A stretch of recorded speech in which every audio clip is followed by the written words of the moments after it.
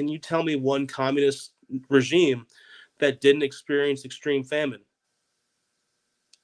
And then they'll tell me that true communism has never been tried out. It's never existed on this planet. And the truth is that it's a very beautiful idea. But unless it's a small hippie commune, it doesn't work on a grand scale. Because you're going to have people that can't contribute to society. And then unfortunately, those people in those focus groups, they don't get to survive anymore. And I'm not okay with that.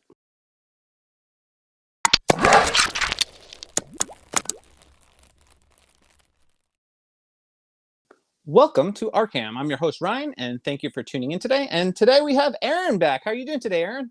I'm doing terrible. I could imagine. So but yeah, I'm also just getting over COVID, so that explains. Yeah, I heard, man. We were talking a little bit about it before. So how was that? Oh, it was great. I was off of work for 5 days, which is super fun when you basically work for yourself. It was horrible. The first day, I woke up that day and I work outside and I lift up transmissions all the time and other heavy car parts. So I had this horrible back pain, and then I had shooting pains down my legs. So I was like, I probably just have a bulged disc, no biggie. And then I was just so tired at 10 a.m., starting around 8:30ish that day, I think. And I worked 9 hours that day. But then when I got home, I decided I'm going to take a hot shower. I'm going to crank up the heat. And then I was in bed and I just couldn't get warm whatsoever. So then I just took some NyQuil and passed out. And I woke up around 4 a.m. And I had a test. Me and my girlfriend bought some COVID tests from a barbershop in Middletown. Yeah, you can get anything there, get some bootleg Beanie Babies or a bootleg copy of Norbit, something like that, And I took the test, and the line was showing up within 5 minutes. So you're pregnant. Let's just give it another, it takes 15 minutes. Let's give it another 10 minutes, see what's going on. And then it was just so I sent the picture to my girlfriend, and she was like, "Oh, you have COVID." And I was like, "Darn." Jeez. And just been super tired. The achiness, the fever, it's waves of fever that broke after around day 2, but then just super fatigued. I slept a lot today, which was cool. But I feel like I'm getting better. I am better, but now I have to go back to work. Yeah, we actually just had off of, so they started panicking where I work, and they, we went back to a remote schedule, and they're finally, catching up with science and logic, and they're like, "Oh, I guess you guys can go back to work." I'm like, dang, I was working from home. What really stinks was that, for the longest time, it was 10 days off of work. And I made it 2 years in this pandemic. 2 years just busting my butt every day. And just, trying to keep what I think is helping the economy, trying to keep that going. And then when I get it, they're like, "Yo, you're only allowed to take 5 days off." And I was like, what? What is this? That's the one thing I kind of leave the science. That's always just fine for that. Yeah, just leave it in place. 2 of the guys that I work with, because we're a small company, they both had to quarantine twice. Both of them had to take 10 days off twice. And they didn't even have COVID. So, what was it? False positive? No, they're kids. They're kids. My brother's stepson, his babysitter had it, so then they got the kid tested, and he was positive. But COVID doesn't really attack kids the same way that it attacks overweight adults. Yeah. So luckily they're all fine. Everybody's good. It was nerve-wracking though, because I was so afraid, because I was around my dad that whole day. Yeah. And luckily he's fine. But my roommate, he got it now. Dang, man. Yeah. That I sucks, told him, bro. man, stop trying to kiss me all the time. But Are you sure you weren't around any monkeys recently, bro? Because I heard of a wild story recently. That's racist. One of the hey, don't go there, man. Everything's racist now anyway. That's true. the society that we live in. Literally everything was racist. I actually Mostly just listened. Yeah. Did you see that video? This is a side note. There's a video of this black fella getting into an elevator, or actually he was in the elevator, and these two old white women come into the elevator after him, and they start berating him because he's not wearing a mask. And they're telling him to get out, and he's like, no, I was here first, like, leave me alone. And then they start like screaming at him, getting in his face. One of these old grandmas like punches him in the, like, goes and hits him in the face, and then they start saying, bro, no joke, Black Lives Matter. What? I'll send you the video. It's wild. See, like, I remember when the pandemic first hit and like things just started opening back up, and like I had a hardship license, which would allow me to go to and from work, and then to like the meetings I had to go to. And like the one, like my lawyer told me, he's like, like you're allowed to stop somewhere on the way back. And like I'd been cooped up, like just been working the entire time, and then like doing everything I was supposed to do, going to my meetings, talking to my lawyer, doing everything, literally everything I had to do. But then the one day I was like, I could use some new socks. I want to go to TJ Maxx, and I want to just look at a woman. Like, I haven't seen one in a while. I'm not gonna smell them. I'm not creepy like that. I haven't seen. You're not Joe Biden, so we know that. I'm not riding with Biden, baby.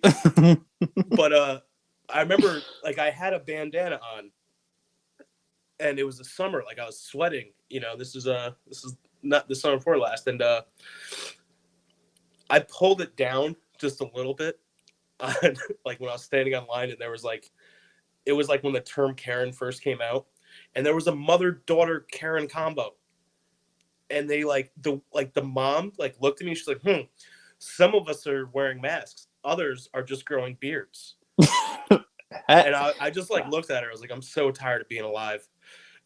I would be really insulted by the woman, first of all, doubting the power of the beard. Like, it's not a great beard. Bro, any beard is a great beard. Thank you. I need any beard. You're a fellow beardsman, so we're in the club, and it's good, and it does protect you from COVID. So I hope so. It's just science, bro. But the one thing was the daughter was yelling at a black dude who was just chin diaper in it, and I was like, I'm not gonna say anything.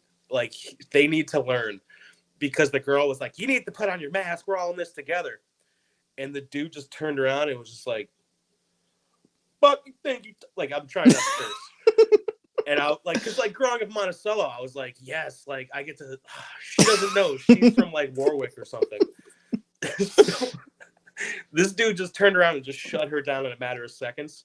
And like, she looked at her mom, and her mom was like, no, don't, just leave that one alone. You can talk all the crap you want to the chubby white trash dude, but not leave that African-American fellow alone. Yeah, she's actually lower on the victim totem pole, the victim hierarchy. So she can't do that. I don't care how much of an ally she claims she is. She does not have that power. No. So back to these monkeys. Yeah, these monkeys, bro. So all right. So here's the headline now, which is kind of crazy. For those of you who are unfamiliar with the monkey situation. Basically, this truck driver who was allegedly carrying cats, that's what he claimed, got into an accident. The cats, spilled all over the highway. Some broke loose, and this lady goes to check out and see what's happening, and she discovers that they're not cats, they're monkeys. They're carrying monkeys, and one of the crates is open, and 4 of the monkeys got out. This woman approaches what she thinks is a crate of cats, but really pissed off monkeys because they just got into this accident, and one of them hisses in her face. Now, here's the headline.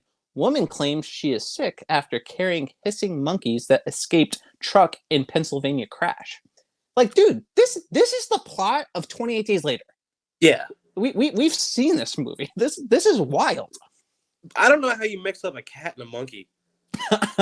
I don't And either. not just any monkey. but macaque.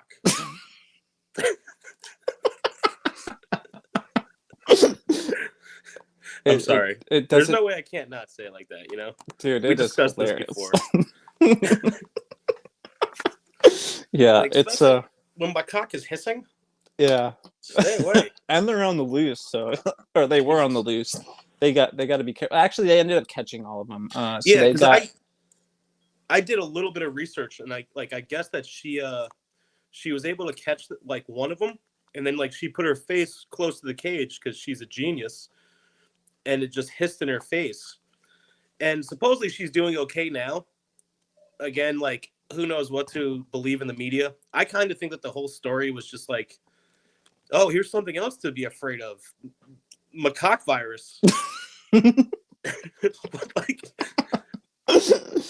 I don't know. It's also like the lady got like such bad pink eye that she had to be hospitalized. When have you ever heard of a case of pink eye being that bad? like I've had pink eye before. I've never been hospitalized for it, you know? Yeah. Well, this was Pennsylvania pink eye. Yeah, and you know what? I will give the lady the benefit. She did think they were cats because that's what the trucker said. So that's why she put her face near the cage. But I feel like as you're approaching it, you probably should have been able to identify. Like that's not a cat. That's a monkey. Why is that cat? They have look a face? very differently. Oh, that's weird. That cat has fingers. Yeah, and they had to hunt down the 4 monkeys that got loose. And here's what kind of a little sketchy. All right, so one, this driver is transferring these monkeys, which are essentially lab monkeys that they're going to actually do coronavirus tests for allegedly. This is what we're hearing. How could that go wrong? Yeah, I know. Like that, we have not learned our lessons from Wuhan. Yeah, but why are we still transporting animals like that? I don't know. It just sounds incredibly risky. And in the winter, like dumb move. But anyway, these monkeys get loose and they catch like 3 of them are loose. They catch them. Then once they catch them all, they kill them. So I'm like that's kind of suspect. That's a little weird. Like, why are you killing them? What are these? What's macaque hiding? They must be infected. Yeah, they have syphilis or gonorrhea. That's it. It's easily treatable. Yeah. She did get tested though for rabies, and there was some other type of monkey virus, but it's not highly transmissible. So that's good news. Well, when you sent me the link, and then I was reading into it, like the lady's picture was right on the link, and I'm looking at it, I'm like, this lady's a veteran cat lady. Like, how did she not know that it was, a primate? Yeah, she should have been able to identify it for sure. Yeah, she does look like a cat lady. I agree. Her backyard is just filled with little crosses.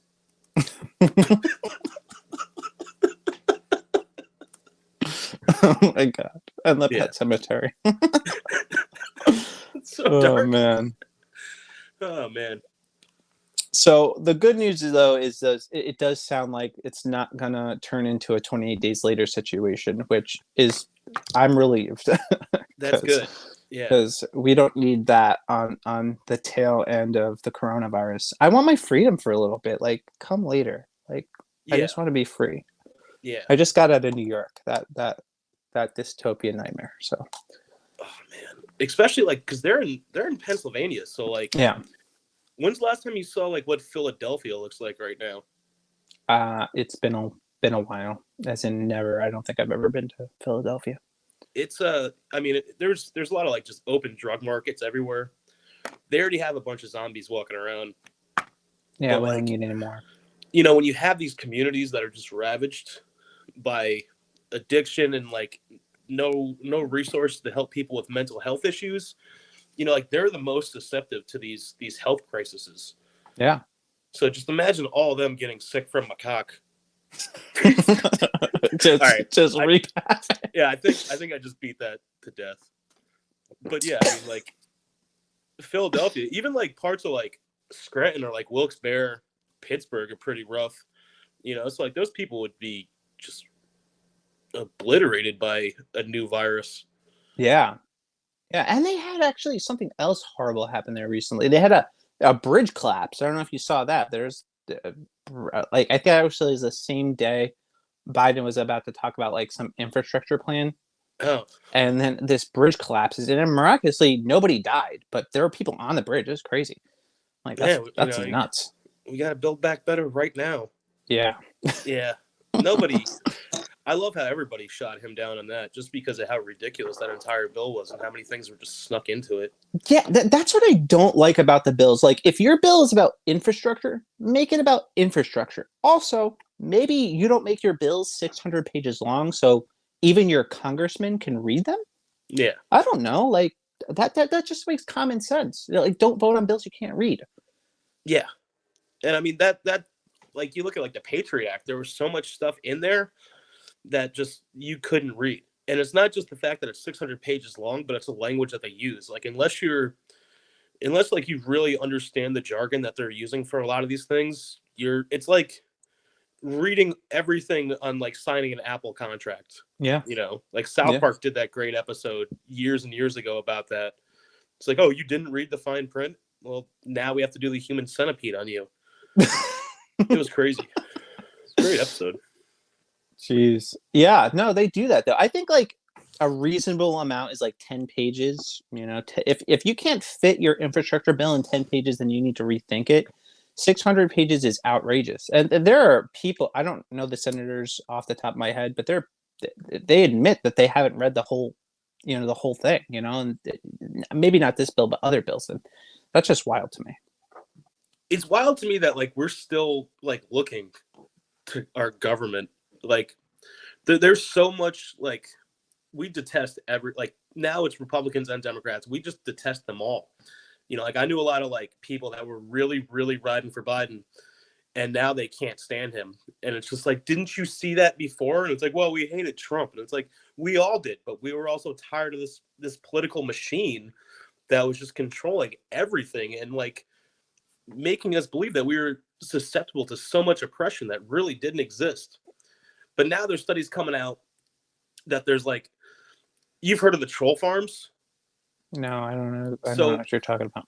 there's this like Russian Institute of the Internet, which has literally just been like pumping out disinformation for years, especially like around the time of our elections, and it's just to get us arguing. Like they don't care like who's president. They basically just want us to fight with each other and us to hate our government. But I think that our government's kind of done that on its own. Like it doesn't take too much to like see like Cuomo, for example, like all the horrible stuff that he was doing, and then just like still trying to ride it out like he cared about us, still like trying to make us believe that he was like a good person. But then like we talked about last time, like the sex scandal, like why was that what brought him down? Like he was totally responsible for killing thousands and thousands of old people. Yeah, and he tried to cover it up. That's what's even that in addition to that's a huge scandal, and nobody wanted to talk about it. Yeah, and it got buried. But the sex scandals, you can't have that. But honestly, I think they did that because they knew that Hochul would like. I knew when Cuomo was going to get replaced that they were not going to replace him with somebody that was going to be, not equally as bad as him or worse. And then that's exactly. I think Hochul is honestly worse. She's out the gate. She's kind of wild, bro. Yeah, I watched one of her press conferences and she was talking about like making people her man, I hate saying this word because it'll automatically get me dinged, but getting that thing that you get, she called them blank disciples. And I'm like, what? Yeah. What are you why are you using that language? That's crazy. Yeah, it's just unnerving. And I mean, she wanted to push that so quickly, so fast and aggressively. Like, like when you look at like the healthcare workers and like some that I know very, very, very personally that did not want to get the heroin. That wasn't good. That was. We should just call it Voldemort because that's those how that that's how didn't want to get the you Voldemort. didn't want to get those special Mexican supplements in their arm. Um, like at first they were heroes because they were on the front lines, and they were doing what nobody else wanted to do and nobody else could do. Like they were so necessary and so needed. But once they said no to the mandate, they're automatically the enemy. Yeah. And it's crazy that they're like, I know quite a few that they had to suck it up. They had to lose all their pride, and they just did it. They did it because they had to, because they're people that need to support their family. I'm very sympathetic to the people that ended up getting it. I understand. I have a wife, I have a daughter, and I get it, man. But that situation shouldn't have been created in the first place. We don't do this. We don't mandate medical procedures on people. It's just not cool at all. Well, what I think is happening right now, because we've all seen the memes and all the jokes about what the CDC says and can't do. Like my best buddy Shane Jones is a black dude, and like he just goes around town without a mask, and people are like, you should be wearing a mask. He's like, you didn't hear? CDC says black people don't have to wear masks. Like, when he first told me that, I was like, that's so good, because you can get away with that and nobody's gonna argue with you. But like, I think that the CDC is afraid to admit that their mandates and the extreme measures that they've tried to force on everybody have not worked. So that's why they want people to go back to work after 5 days to spread COVID. Sorry, to spread herpes and get us all to a herd immunity, which is honestly like that's the only way that we're all naturally going to do this. Like. That's what I thought we were originally supposed to be doing.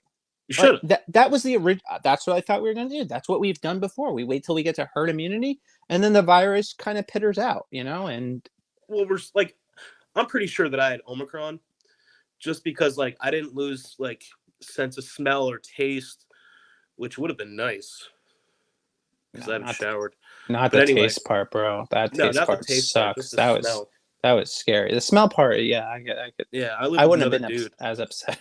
But I think it's important that we notice that like the virus is mutating to its weaker and weaker forms. So like it's doing what it's supposed to be doing. Yeah. Like we're gonna build up natural immunity. It's gonna get weaker. Eventually, it's not gonna be a big deal, and I think it's getting there. I just think that there's certain people that it's too profitable for them. Like they fade away if they don't have something to scare us with. Yeah, they built an entire industry on this, man. I mean, they built an entire industry on COVID, selling the jab, selling all these, different things to, and kind of doing some weird, sketchy things like banning certain treatments, which I thought was weird. Yeah. That kind of brings me to the trucker convoy. So I wanted to talk a little bit about that, because that is something that's not really being talked about a lot. When did you first hear about it? I heard about it probably about 3 days ago, but I know it's been longer than that. Yeah. I've also just been hibernating. Yeah, it has been longer than that. It's been going on for quite a bit. They've been making this journey to Ottawa in Canada, and they finally made it there, I believe, on Saturday. And I mean, we're talking 50,000 plus trucks involved in this convoy, and that's paired with your non-truckers, just your everyday Canadian citizens kind of gathering together to stand against these mandates. And it's not just people that got the jab. It's both unjabbed and jabbed people coming together in protest of what's going on there. Choice, the choice and the right to be able to make this decision on your own. Yeah, and that's what I've been saying all along. You know what I mean? I know you have too. It's not that we're anti-vax. We're just anti-mandate. You know what I mean? Because there are people that can't get it. That's the crazy thing, though. Just being anti-mandate is being anti-vax in their eyes. And I'm just like, that's just such an unreasonable and crazy position. That's like saying every libertarian is a Republican. You know what I mean? Like it's just blind politics, and it's that mob mentality. of like you're either on our side or you're on the wrong side of history. Yeah. And it's just like there's people out there that just like they disagree with everything, but they just keep quiet.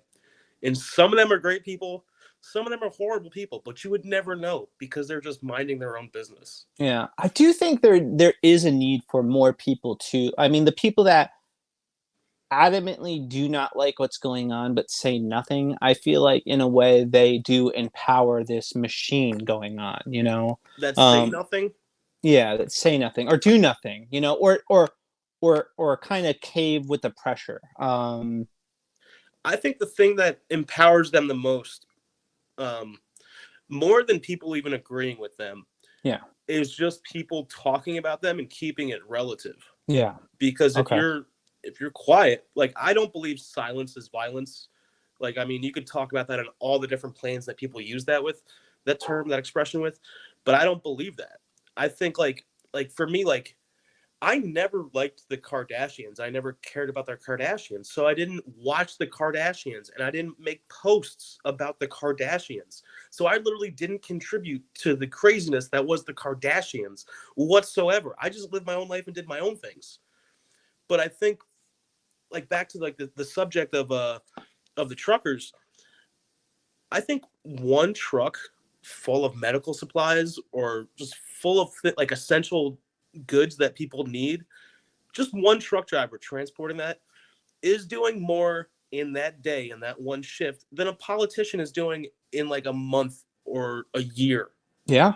So again, like when are we going to get to the point where it's like, okay, you guys really don't get to be in charge anymore? Like, I'm not saying like we need a revolution, but like we need to be able to tell the government, like, you're kind of not doing what you're supposed to be doing. You haven't been doing what you're supposed to be doing. And we kind of need to just keep doing what we do because this is how things actually work. Yeah. Yeah. And the protest, they're calling the protesters, they're calling them fascist. How? The convoy for freedom is fascist because I guess there were some fringe people that were demanding more soup from soup kitchen and just small little things that happened that they're trying to use this to demonize the entire movement.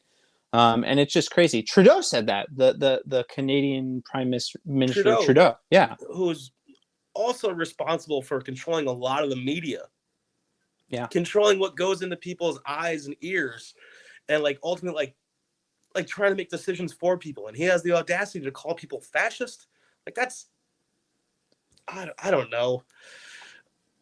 I also don't like Trudeau at all because Trudeau falls under that flag of being like a very open-minded, you know, kind of kowtow to the left's, you know, their agenda. And, you know, he's a liberal. But then again, like there's that picture of him in blackface. no one talks about that. And why? It was in the media for a short while and then it's gone. They didn't do that with Northam, Ralph Northam in Virginia either. He was in blackface. Yeah, but that's because he was on their side. So it's okay. So it's okay if you support their political causes. I just want to make a correction real quick. So I don't think it was Trudeau that said fascist, but he said that he was disgusted over the protesters.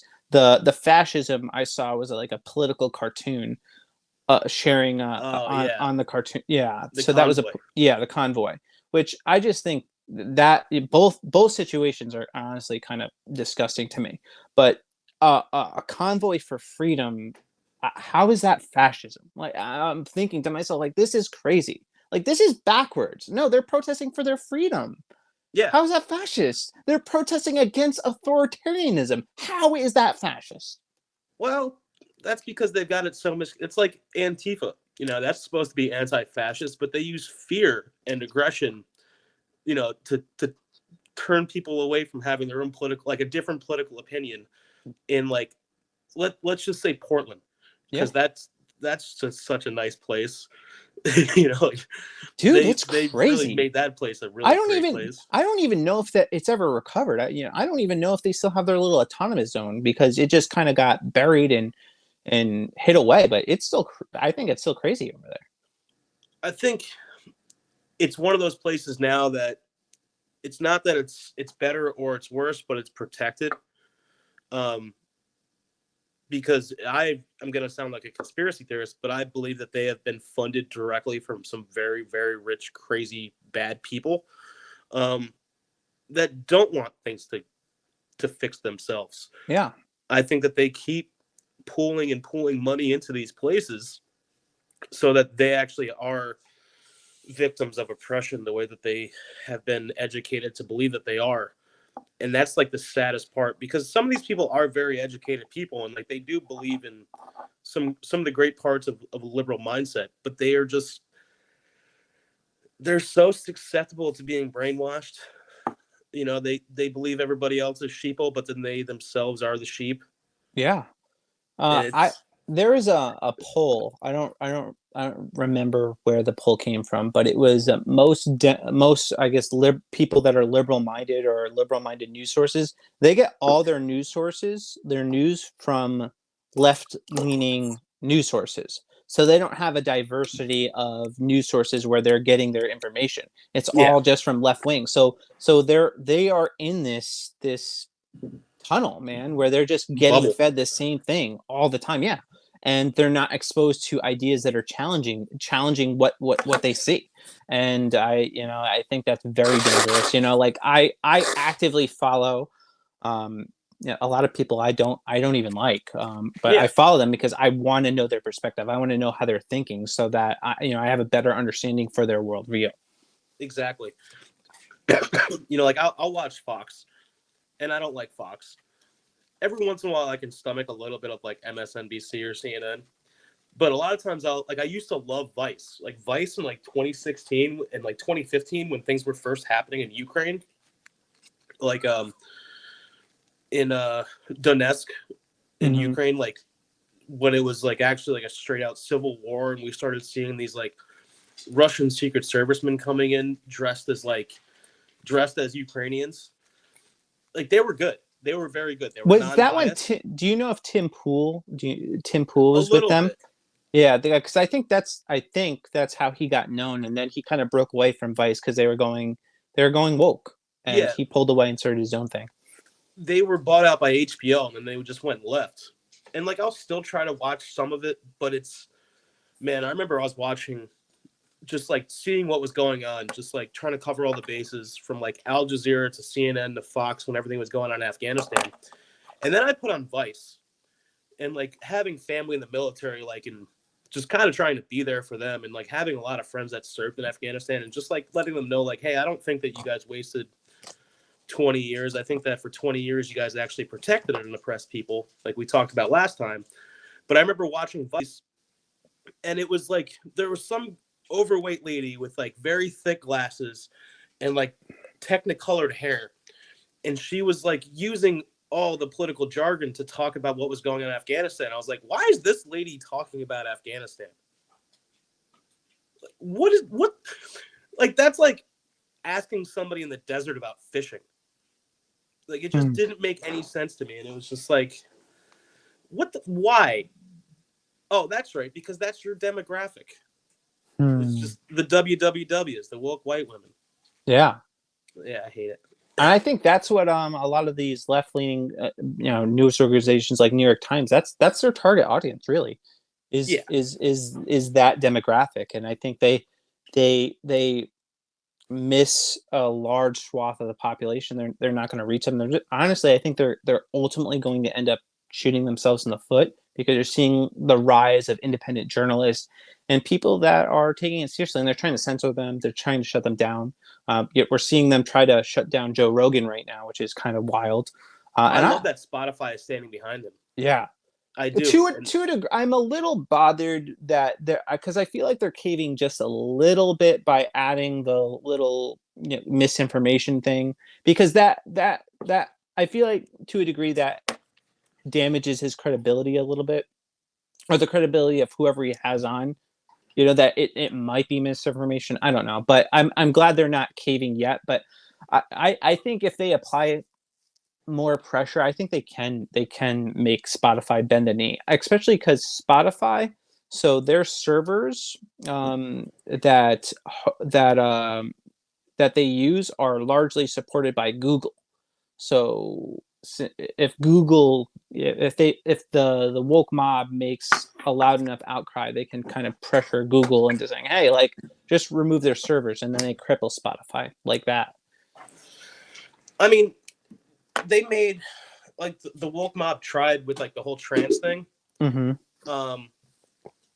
And that's because there was, like, 3 people in the entire company that were upset about it. And because that's, like, a very profitable thing to talk about, you know, it made headlines for a short while. I'm kind of upset with Neil Young because I love Neil Young. And, you know, I think Neil Young has done a lot of great things. I think he's got some really great music. I just think that he should just let it go. You know what I mean? Because I own Neil Young CDs. It doesn't mean I have a CD player available everywhere I want to listen to his music. But, you know, like, he's going to fade away. He's really going to fade away because we're talking about the number one podcast in the world that so many people listen to. And even if they don't listen to it, they're listening to clips of it. Yeah. You know, it's coming up. You know, it's coming up in the news. So people are going to want to find out. They're going to be interested. But I do like that Spotify has kind of just said, like, you know, we're really upset that Neil Young made this decision. I thought that was great. Oh, well, because Neil Young. He's really not spreading misinformation. And I mean, it's if you look into it, like, you don't have to be a fan of Joe Rogan. I love Joe Rogan, but, like, you don't have to be a fan of him to notice just the malarkey around everything that CNN has been pushing. You know, like, the fact that we don't know about ivermectin in this country, but, like, Japan and Mexico are using it to treat COVID. Yeah. Like, why? You know, like, and it's because that jab is so profitable. You know, yeah. Like, as where ivermectin costs 6 cents because the patent just ran out, that jab's going to cost way more, 1,000 times more. You know. Yeah.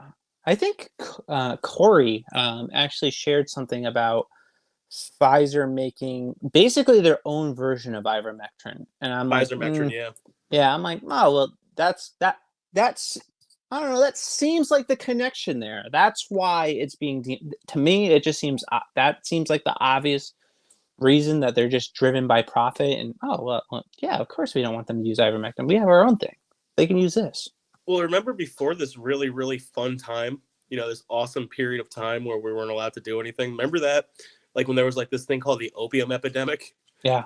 And who was responsible for that? Who was giving our veterans, like, handing out all these bad prescriptions of opioids and getting people hooked, and then they can't get that and they need heroin? Who was ultimately responsible for that? Yeah, man. And I know they've had a lot of lawsuits. I don't know the details of everything, but they're not a clean company. And No. And I don't know. I don't like this thing that we do where we hold them in such high regard and everything they say is gospel. You know, I think they should be under scrutiny as any company should be, you know, and they should be transparent. And I think they have, like, their records sealed too, which is also super sketch. Well, the fact that they don't have to release anything about the research about the jab for, like, 50 something years is really unnerving. You know, like, everyone that was responsible for this is going to be dead by then. And then that's when that's going to be allowed to become public record. Or they'll have a pill that just release their memory erasing pill. Yeah. Forget about that. Be in the metaverse. Yeah, that's true. That's coming fast, bro. Yeah, I don't like it. I don't like it either, man. It makes me super uncomfortable. Well, actually, there's this pastor I follow, this guy named Marcus Rogers, which I really respect him. But he just made a church space in the metaverse, and I'm like, why are you doing this? Why? I don't understand. Why are you betraying like this? It just, I don't like it, man. I think it's especially, it'd be one thing if I sincerely believed that these social media companies really had our best interest in mind. You know, they really cared. They were benevolent. They loved people. I might be a little bit more open to it. but they're not. No. We already know they use social media against us. They use their algorithms against us. Their Instagram app causes suicide rates in teenage girls to go up. Imagine being plugged into it. Oh yeah. It's so nice. Like when, like I love camping. I love camping so much because there's so much that you can't experience just by watching on TV. And like just being home the last few days, like I'm so tired of watching all these streaming channels. Like I've been watching hunting shows and I'm just like, dude, I just want to go in the woods and shoot something. Have you ever watched Alive? That's a good show, man. That's like a real reality show. Like No. legit, watch it. Very good. Alive? They drop these people off in Alaska, and they have to serve. Whoever survives the longest wins like $500,000, and they give them like 10 tools to survive. Very good, man. It makes me want to just go to Alaska and start living in the wild. It's awesome. You know what show I love, but I'm tired of watching it this week? I have one show that I binge watch like all the time, and it's Forged in Fire. I've never seen that. It's a knife making show, and like I think knives are really cool. But my real favorite for loving this show is because they find the weirdest people, and then they put cameras on them. Like there's always some guy that's like dressed like a Viking. Oh, that's or like awesome. a dude with, like, in a kimono with like a samurai top knot, and like you just watch like all of his movements are like he's trying to really be a samurai, and you just know that like that probably caused a divorce. like something happened. I worked with this guy. His name is Colin at Agway for a few years. Badass guy. He was legit, had like Viking blood, Scandinavian, and we would go out back and blow pumpkins up and shoot flaming arrows into stuff and throwing axes. He was cool. He was cool as hell. Yeah. He when I go hang out with him, he would be drinking out of one of those horns. I'm like, this guy's wild. I have one of those too. That's cool, man. Yeah, I think I ice cream out of it one time. I was like, I'm not a real Viking. All right, what were we talking about? Metaverse is crazy. You said something real quick about the trans stuff. I don't want to go off in this whole rabbit hole, but but you love that. Yeah, I do. It's one of my favorite topics, just because honestly it's one of those things where a lot of the things I talk about, I actually don't think should be as controversial as they are. But they are, because we live in a volatile world where you can't have reasonable conversations. But Apple is releasing new emojis featuring a pregnant man. And I just thought that was stunning and brave by Apple to release these new emojis. And it's just a beautiful thing. See, like, I'll just say a family friend is very young and like around like 13 and came out that, this individual is gay. I don't have any issue with that, because that's like the age where you really start to learn about your own sexuality. Mm-hmm. I don't have an issue with that. I have an issue with this individual now claiming to be trans, even though they're so young and that they're already talking about hormone replacement therapy. If you're older, I don't have an issue with it. I don't. And I know some trans people that are contributing members to society. Yeah. However, we're also talking about a demographic that is so small but still has the highest rate of suicide. So I'm just saying it's quite plausible, and I know people will jump on me for this, it's quite plausible that there's a link between poor mental health and this ideology, and trying to normalize this ideology. And I think it's unfair that we're educating people so young to believe that there could be something wrong with them because they feel a little bit uncomfortable inside their body as it's going through puberty. Which is normal. I Totally think about normal. a lot of the, maybe some of the people that we went to high school with. I think if we were to take them forward in time, at the time we were in high school, half of our high school would be trans, because some of them are tomboyish or some of them are a little bit more feminine. Like that's fine. That doesn't mean you literally are a woman or you literally are a man. I think that's nuts. Like I said, I have no issue with trans people. I just have an issue with pushing it like it's a directive on young people before they really know what's going on with their body. Yeah. And like, I don't know, man. Like I went on a date one time with a trans girl. I didn't know. And like, I mean, this was like when I was in my Tinder heyday. I was great. I wasn't as fat, but I was on a date with this girl, and she literally was like, "Do you want to go home with me?" And I was like, "Yeah."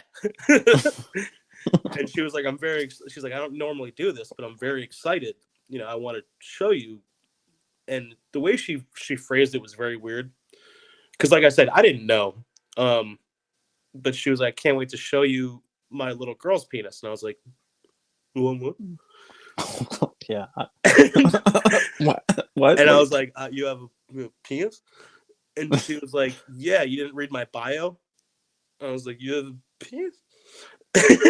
And she jumped up. We were in the Colonial Diner, and she was like, "I'm fucking trans," and I was like, "Oh."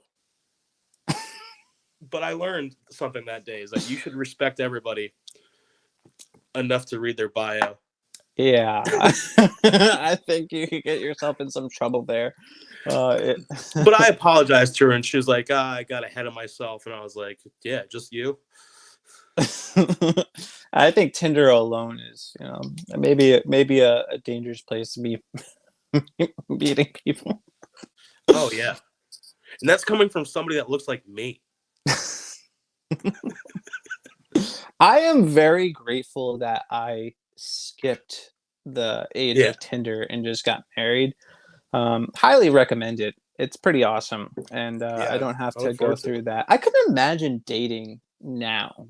Like that would be very strange to me. Just with the climate. Like, do I need to include my pronouns in my bio to meet the right person? How does that work? Nah, you just go after Trump supporter chicks. Just like with a lip full of Copenhagen. But no, I feel like I'm so grateful that I started dating like a childhood best friend. Yeah.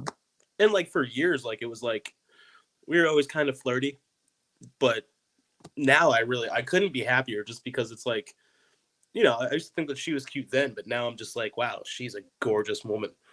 Like I see her as a mother, and it's just like there's so much to admire. And it's like I feel like I kind of like skipped like a certain stage too, because like, we had known each other for so long. Like she's seen me at my worst, she's seen me at my best, and it's like, all right, like you know what you're gonna do. Yeah, But that's good. it is so refreshing, just because like I feel like I don't have to like walk around eggshells like I would if I was just dating somebody that I just met. Because like I was single when the pandemic first started, and I started dating somebody, and I think I rushed into it way too much. I think like one night, like we were just like sitting around drinking, and I was just like, "I love you," and she was just like, "Oh my god!" And then things just got weird. Well, you got a good one now, man. Now, yeah, I couldn't be happier. Yeah, that's awesome, bro. I don't even question it. Good for you, dude. Thank you. Is there anything as we kind of wrap up here? Anything that you wanted to talk about that maybe we didn't cover? Let's see. Canadian truckers. How come we didn't even mention how polite Canadians are? Yeah. And now they're having this big protest. Yeah, like, I'm like, "Hey, you need to get back to work." It's like, "We don't think we will. Sorry, no, thank you." Yeah. Well, I'm inspired. I think I will lay off Canadian jokes now, because they're taking a stand. Actually, I don't really necessarily think people in America are even taking. They're being very bold. A 50,000 truck convoy. That's wild. And now they're blocking off the border entry into the United States. They're blocking the border with their trucks. So they weren't letting us in anyway. Yeah, well, I mean, if you were vaccinated and you had a test and you masked, you could get in, I think. Oh. I think. I'm not allowed in there. Yeah, you have to be fully boosted too. Which, by the way, here's a hint of irony. Trudeau triple jabbed. ended up getting the virus, or so he claims. Well, he Now that deserved it. I think the timing is very ironic now that all these truckers are, in his midst. That he has to kind of retreat for a couple weeks because of COVID. I find it suspicious. Did you ever see the movie Canadian Bacon? Never, no. I actually, once I first started watching, I started seeing that on the news about the truckers. It was like a 4 a.m. watch by myself on Amazon Prime, but it's from the 90s. It's actually a Michael Moore movie. It's an actual movie with John Candy. It's so funny because it talks about kind of like America's in a time of peace. It's right after the Cold War, and this politician now has such a low approval rating. He has to do something drastic. So like they basically start this like mock war with Canada, and then his approval ratings go up. And I kind of think that we might be starting to see that a little bit.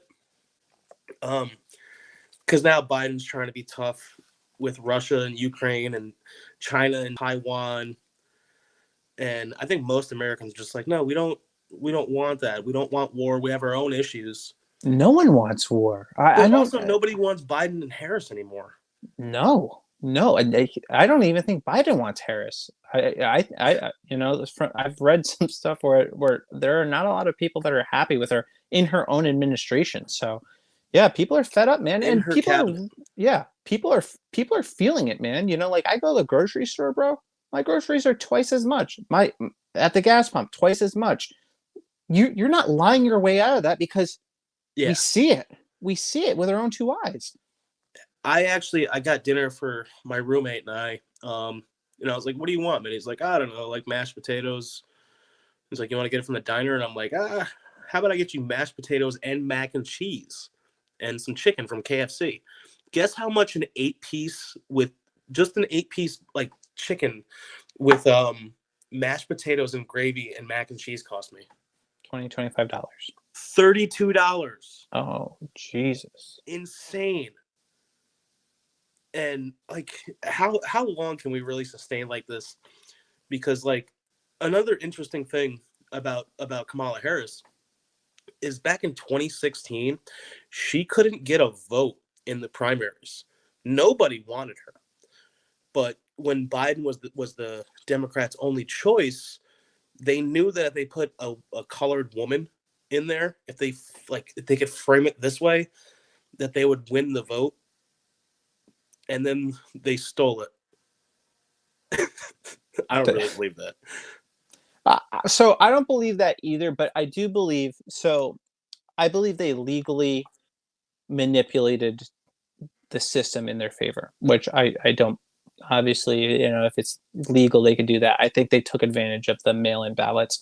Yeah, that's my thoughts. But I do think it's funny that she was a diversity pick, and now they're doing another diversity pick for the potential spot that's opening up for the Supreme Court of the United States. So they've openly said that they're going to pick a woman of color, which I don't know, bro. That sounds actually racist to me. It is.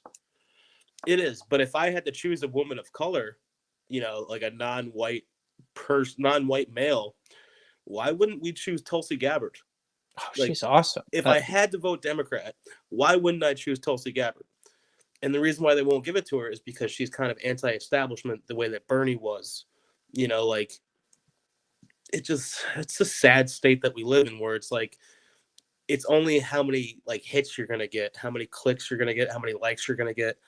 And it's all like the skim on the top. It's just like people aren't going to read into it. They're going to read the headline and then maybe a paragraph or two into it. And then they're going to see something shiny and they're going to forget about the article. It's a sad place. It really is. And then I've had to especially just like in this last week, I've just been clicking unfollow on so many people and it feels so good. But the people that I click on follow with most are the people that are like talking about their liberal ideas, but then they're trying to promote communism. And I'll try it. Like I'll toe the waters a little bit and I'll be like, hey, can you tell me one communist regime that didn't experience extreme famine. And then they'll tell me that true communism has never been tried out. It's never existed on this planet. And the truth is that it's a very beautiful idea. But I unless it's agree. a small hippie commune, it doesn't work on a grand scale, Yeah. because you're going to have people that can't contribute to society. And then unfortunately, those people in those focus groups, they don't get to survive anymore. And I'm not okay with that. Yeah, I don't want to be a test subject for your project, and it is, I agree with you. The ideal is nice. Yeah, that we all come together and we share everything, and nobody's in want, and that's the ideal system. Except here's the part that they miss, is that mankind, corrupt, evil mankind, is controlling that system. Exactly. And they don't have our best interest in mind.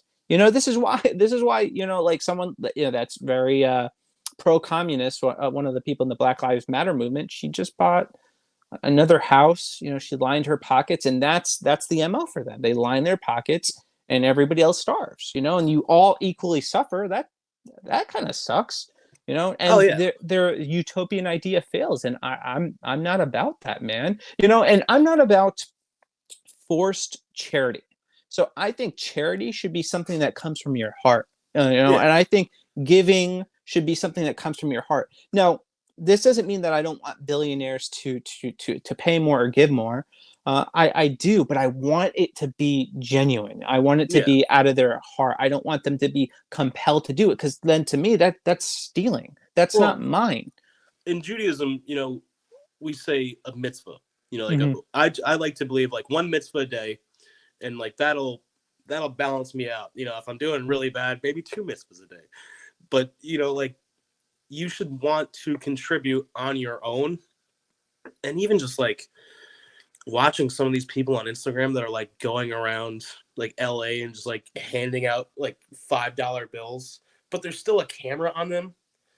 And like, that's something like a couple of weeks ago, I know I made a post about this. But a couple of weeks ago, I was in Fallsburg. I was just towing a car from Brothers 2, and I had to stop and get some gas for my flatbed.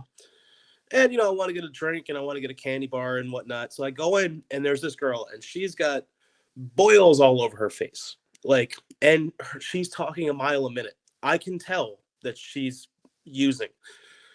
Not my place to judge her. She's also trying to ring up like $3 in gas on like 4 different cards. And it's like, this one only has 42 cents in the account. This one has $1. And like, I remember getting upset, not at her, but getting upset at the cashier, because this dude was just like, you got to move. You got to move. I got other customers. And I had a $10 bill. I already paid for gas with the card. I've got a bottle of water and a Reese's Fast Break, and I've got a $10 bill. And I just told him, I was like, give her my change. And he was like, are you serious? I was like, give her my change, please. And the girl like almost broke down and cried. And she was just like, I can't thank you enough. And I was like, hey, just take care of yourself, right? God bless. And that was my mitzvah for the day. And then like, it's cold out. Everything just like wants to drag you down. And then I towed another car like the following week. And it was just this really nice old dude.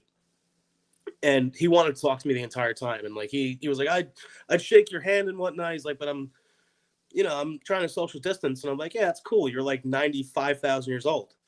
And the guy, I'm just filling out the paperwork for his title so I could buy his Jeep Liberty from him. And the guy was like, here, and he gave me $20. And I was like, what? And he's like, yeah, you work. I was like, you don't have to do that. He's like, oh, well, here. Then he gave me another 30. And I was just like, are you serious? And he was like, yeah. He was like, I'm like, he's like, what am I going to do with it? And I was like, well, thank you. Like, I had to do some repairs on my car and whatnot and all this. I'm not telling him this stuff. And then he's like, what's your name? And I was like, Aaron Levine. He's like, oh, you're a Jew. I'm like, yeah. He's like, do you know what your name means? And I'm like, oh, this is Moses' older brother. He was the one that basically was the muscle for Moses. And he was like, no, it means like the mountain, like the wall, like of strength. And he was like, I can tell that you're a pretty strong person.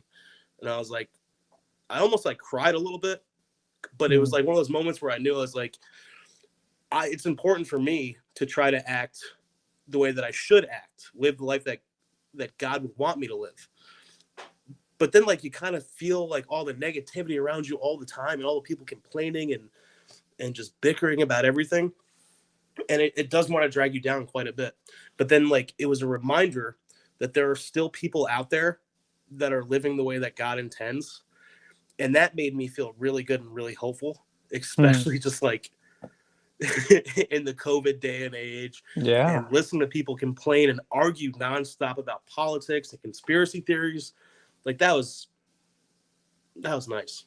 Yeah, man, that makes so much of a difference, man. And I don't know, like charity and kindness coming, out of your heart, not being compelled by, Big Brother to do it. Just knowing that it's real, knowing that it's not forced, knowing that it's not coerced, that it's real, that it's authentic, that it's pure. And good is, I don't know, it's what we need in the world, man. We need more people like that. And I think if we stop and listen to each other, just long enough, we see that most people actually care about each other. They want to help each other. They want to invest in each other. They want to do that, but we're being pitted against each other, maybe by Russia, Maybe. But there's that funnel of negativity, like where once you hear something bad, you just kind of go down the drain with it, once it all adds up and just the weight of negativity. But then there's the law of attraction. I mean, which is basically the same thing. Like, like good will attract good and crap will attract crap. So, like, if enough people committed to just doing like one mitzvah a day, like one good deed a day, like, I think that we would see that reciprocate nonstop. And I'd like to see that. And I think, too, our attitude when it comes to some of that negativity. I saw this. So there's this chick that does YouTube covers. Her name is Madeline Bailey. And she was I don't know what. She was on The Voice. That's all I know. And she was singing this song, and she turned her YouTube comment section into a song. Like all the negative comments, she just made a song on it, and it was funny and it's kind of endearing. I thought, like, that's brilliant. She's literally taking the negativity and turning it into something positive and funny and encouraging. And actually, I heard that on a day where I actually was reading some of my comment section, which sometimes is a mistake, and thinking like, man, like I can't see anything without somebody saying. Even when I say something positive, sometimes it's like, without somebody getting on my case about it. And I was just getting frustrated. And I saw this song and I was like, okay, God, that's awesome. Yeah. And I need to change my mindset. Because God will talk to you, especially when you need it. Yeah. And especially like, because I applaud you because you speak your mind on everything. And I agree with a lot of things that you have to say. I don't agree with everything, and I'll tell you that. But I kind of enjoy, in this like dark part of my heart, I kind of enjoy when people argue with you. Like, just because I'm like an agent of chaos. I enjoy it sometimes when it makes sense. There's some things where I'm expecting it. Yeah. But when it comes out of left field, I'm like, what? I was giving a guy a compliment.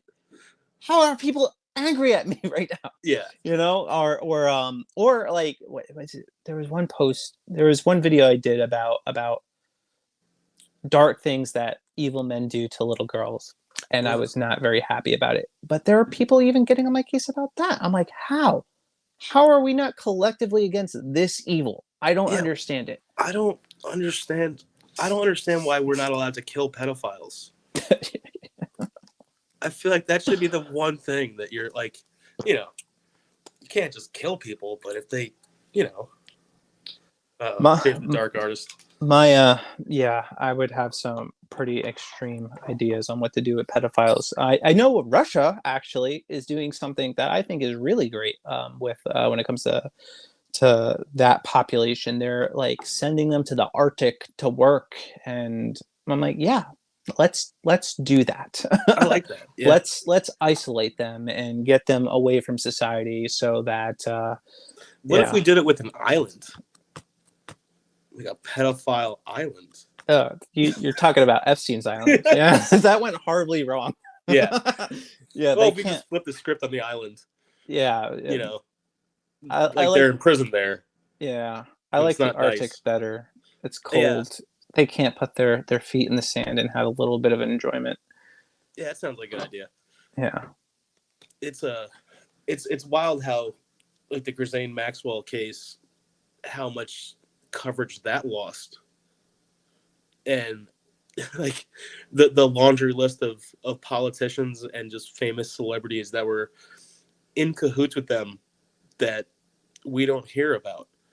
That part really, like, that's like the exposure I think needs to happen. Yeah, You know? and I heard there was an article I read not that long ago where she's going to name names, and we haven't seen anything yet. But it's kind of crazy that they redacted, or I forget the jargon for it, but they withheld some of the information or sealed it. They sealed it so that we wouldn't be able to see. I'm just like, why? Why? Why? I don't understand. Like, we should know who's involved. We should know who is doing the buying. They're in my. I think she's obviously guilty, but they're worse.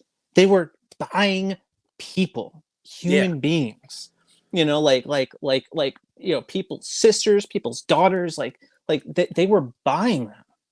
Yeah. And that's something that is not a joke. That's not something that should be ignored. That's something that's serious. And That's something that hurts. And it's one of the worst things imaginable. Something that blows my mind is that there is not this collective anger and righteous anger toward sex trafficking, which is this billion-dollar industry worldwide. I don't understand it. We can get angry at them, changing the gender or making Mr. Potato Head genderless, or removing Land O'Lakes from butter, but the Indian lady, but we can't get behind this, like, this atrocity, which is also modern slavery. We can't get behind that. I don't get it. And that's like I'll joke about almost anything. You know what I mean? Like, but there's like a few times at open mics, and like some open micers, like, I have to admire them because, like, within 5 minutes, they're trying to make like a Holocaust joke, a 9/11 joke, and then a rape joke. But for some reason, the only ones that I really can't stomach, and I just, like, I refuse to just, like, even want to work with these people. Like, I don't care about doing shows with them. A few of them have asked me to do, like, their internet shows, their podcasts.